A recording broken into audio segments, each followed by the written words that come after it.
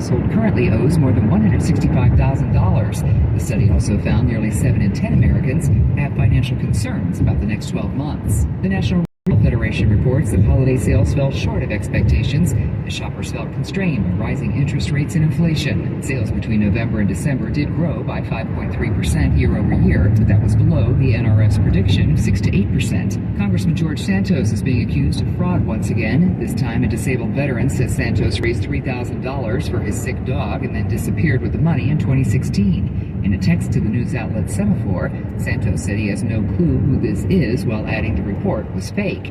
Meanwhile, protesters are gathering at New York's LaGuardia Airport. The Department of Homeland Security revoked the passport of Santos.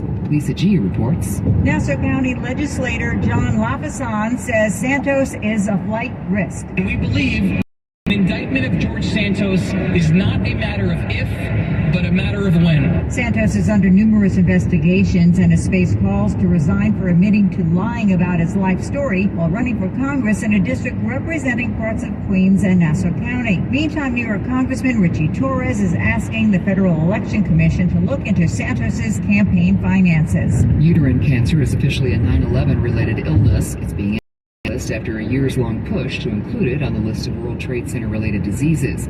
I'm Lisa Taylor.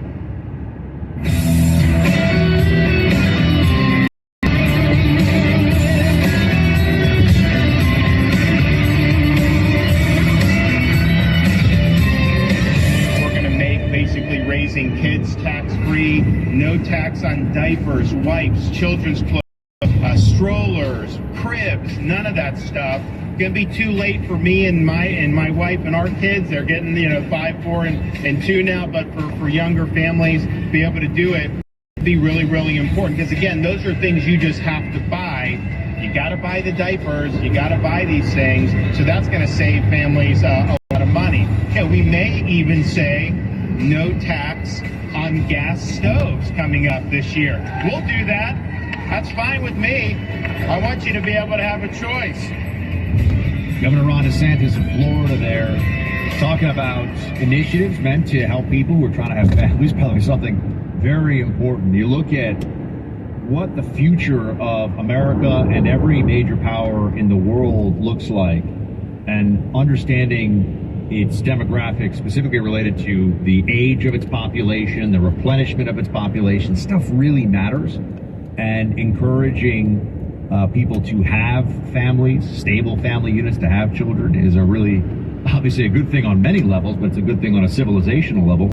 DeSantis also announced, Clay, an initiative to make protections against coercive, this is from his Twitter account, biomedical policies permanent, including prohibiting COVID vaccine passports, prohibiting COVID vaccine and mask requirements to attend any school, prohibiting any mask requirement, and all discrimination based on vaccine or booster status. Every Republican governor in America, now Abbott has done some things in this direction. There are others. I'm not saying there aren't others. Every Republican governor has to do this. And if they won't do it, they should be asked why. Here's a fun question for you, Buck. We were talking earlier about the hearing that's going on regarding mandates, and thank God that Florida Judge Mizell ended this thing in April of last year. Crazy.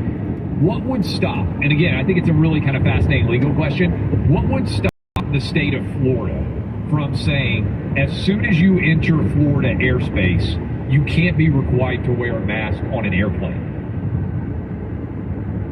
Really kind of interesting, right? Like, wouldn't it be a federal issue, even if it's... But if you cross into, understand when you're crossing state lines, but I don't know that it's actually, we've never had a rule like this. I don't know that it would win, but if you came out and they said, hey, we're going to bring back masks, I would love to see Florida. You cross into the free state of Florida airspace, we are passing a law that you can't be required to wear masks anywhere, all the way up to the sky on airplanes, all the way down to the beaches and everything else. I'm not sure how it would be handled, because I can't think of a lot of precedents, Buck, but I would love to just see that argument made in the event that the Biden administration tries to bring back masks. So, COVID vaccine requirements, private businesses Not allowed in Florida under state law. Yes. Not allowed in Texas under state law. Some Republican governors fought this and said it's about big government. I don't believe that. I think they were wrong. They should change their minds now. There's no excuse at this point for anyone to say, yeah, I'm going to let companies fire people. No Republican should allow that to happen in their state. Just call it discrimination. I don't care what justification you have to find for it. Yes, it's monstrous, it's wrong, and we all know it. Take action. If you're right, then be as aggressively right as you possibly can, which I think is basically the brand of DeSantis in Florida, which is why I'm thinking through. Again, I'm not an expert on federal aviation law, but just passing a law that when you enter Florida airspace, you can't be required to wear a mask, so that everywhere in Florida is a free land, I think would be really interesting. Another question for you, Buck, as this hearing is going on in Miami. If the Biden administration wins this court case, what do you think the chances are they bring back masks before, the winter is over, basically? High. On planes, high. Because planes, they want people to be continually conditioned. First of all, it's very popular with the far left base. And I know this is crazy to people. Like for those who listen to us in red states, and we say Tennessee because you're there, and I'm here in Florida, and there's Texas. But anywhere that's a red state, you're like, what do you mean? Who's still? I'm obviously back in New York a lot. You traveled on your flights to New York now, when you're going back and forth between Florida and New York, what percentage of people would you say are wearing masks now?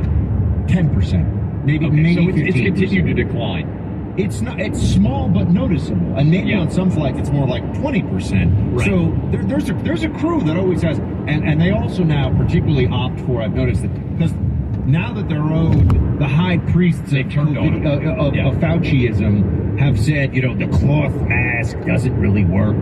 Although Fauci won't really say that, but others have said it. They do the N95 with the two rubber straps. You see this a lot. One kind of high on the head, one lower, to make it really tight and uncomfortable. Which has to be miserable. Miserable. I think they're miserable people, unfortunately. Yeah, I think that's probably true.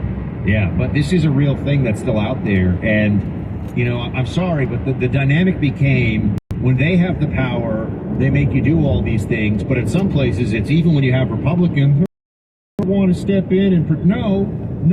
Okay? If they can make you do it, you can make them not do it. And that's the way, that should be the mentality in these free states like Florida and every other red state. I'm thinking more through, because I know a lot of the DeSantis, crossing state lines is interesting. I love the idea of like somebody being able to come on the PA and say, you've now entered the free airspace of Florida, you can remove your masks. Like that would be a pretty unbelievable experience, right? But a lot of the flights in Florida are in state, right? If you're in Miami and you're flying to Jacksonville, or you're in Tampa and you're flying to Miami, whatever. If they're in state flights, I love the idea of fighting Biden and his outlandish authoritarians on any field you can, even if, Buck, you might lose the legal argument. Sometimes having the fight's important. And so I agree with you. I think if the Biden administration wins the right to put people back in masks on air, there is a good chance that they try to do it. So why not go ahead and fight the good fight if you are in Florida? And by the way, not just Florida, Texas, any Tennessee where I live, any state that has sound and reasonable and actually scientific leadership, why would you acquiesce to the Biden power grab?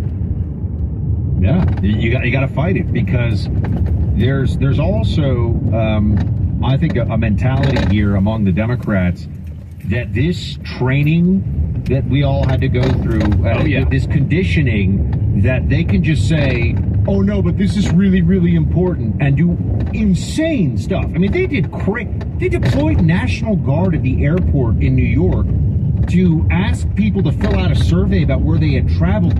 There was no tracking all this. There's no accountability. They arrested dudes on paddle boards in the ocean. Right, but this is what I mean. They don't want people to finally come to the recognition in large enough numbers about how absurd, idiotic, and tyrannical they were.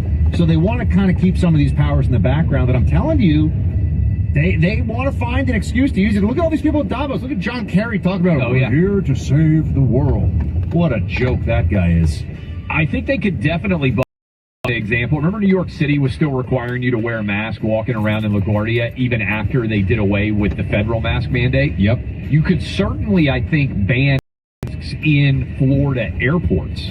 Oh, yeah. So maybe you wouldn't have to put them on again until you get on the kind of fascinated by the legality. He's got a lot of smart people to advise him, DeSantis. I think this is a battle, given that they're fighting it in Florida right now, that would be a good one to throw some punches in favor of. Basically, ability. Antagonize the Fauci commies with every fiber. Amen. Clay Travis and Buck Sexton on the front lines of truth.